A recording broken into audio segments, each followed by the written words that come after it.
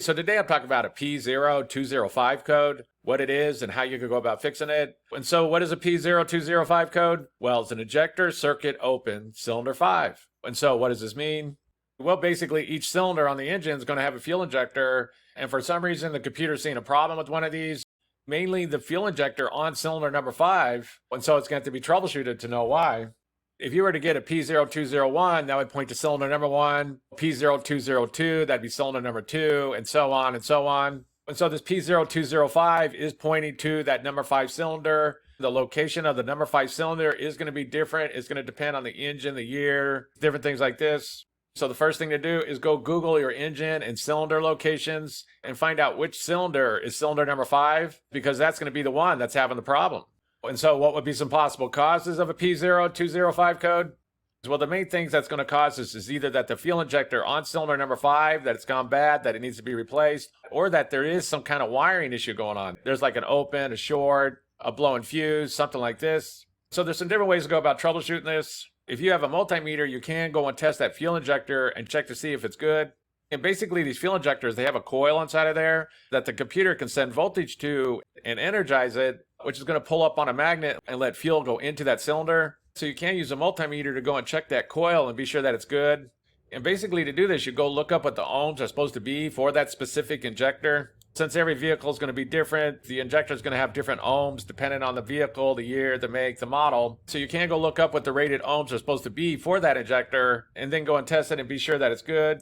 If you can't find what those rated ohms are supposed to be, you can test a good injector on your vehicle, check to see what the ohms are, and then see if that bad injector has the same ohms. So you can check another injector that you know is good and match it to it. Also, if it's open, if you're not getting no reading, then you know it's bad. So you can go and test the circuit part of that injector and be sure that's good. I made a full video on this. I'll put a link down in the description below if you need to check that out. But the first thing I would do is I would go test the fuel injector on cylinder number 5 and be sure that it's good. If that fuel injector tests good, then very likely there is some kind of issue going on inside the wiring. And so the next thing to go and check is going to be the wiring. So you can get wiring schematics for your particular vehicle and go and check and be sure there's no open, shorts, any blown fuses or anything like this. If you have a test light, there's a way you can go about testing this injector circuit to see if it's working. And basically how most of these fuel injector circuits work is that you're going to have 2 wires going to that injector. One wire is going to have voltage going to it, usually like 12 volts, but again, be sure to look up schematics for your particular vehicle. And when the key is in the on position, this 12 volts should always be going to that circuit. The ground side is going to be controlled by the computer, and the computer is going to turn on and off that injector using the ground side. So basically, if you could put the key in the on position, use a test light, go and check and be sure you're getting voltage to that circuit. You can also use a meter and be sure the voltage is correct. Like, for example, if there's supposed to be 12 volts there, then be sure it's 12 volts, that it's not like 9 volts or something like that. And if there is voltage going to it, then what you do is you go to the ground side, you start up the vehicle, you check to see if that light starts pulsing. If that little light starts pulsing inside of there, then that means it's working. I made a video on this. I'll put a link down in the description below if you want to check it out. But basically, that computer should be sending a signal to that injector on the ground side. So if you do see it pulsing while the other side is connected to the positive terminal on the battery, then you know the ground side's good.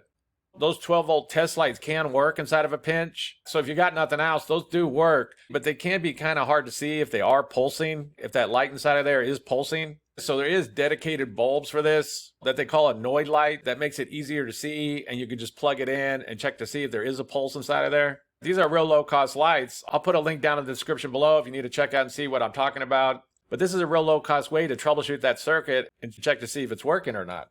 Like I said, I made a full video on this. Again, it'll be in the description below. But the main things to go and check when you got this P0205 code is go and test the fuel injector on cylinder number 5 and be sure it's working. And then test the circuit on cylinder number 5, going to that fuel injector and see if it has any issues. And so that's basically it. I just wanted to give a basic overview of how you go about fixing a vehicle with the P0205 code. If you have anything to add, please comment down below. If you have any questions, ask me. I'll try to answer them. This video helps you. Please click like, please click subscribe, and have a good day.